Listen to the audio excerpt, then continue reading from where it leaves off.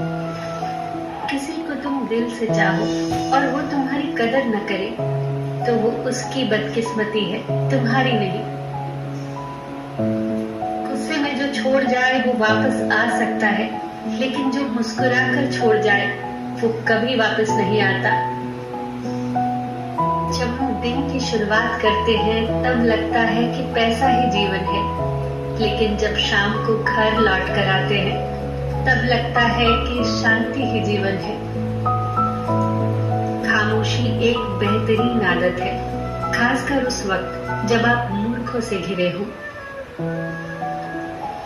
ईश्वर का मानव जाति को सुंदर संदेश, आप पृथ्वी पर मेहमान हो, पृथ्वी के मालिक नहीं। उस इंसान को अपना दोस्त न बनाओ जो किसी महफिल में तुम्हें शर्मिंदा करे, फिर भले ही वो मजाक ही क्यों न कर रहा हो।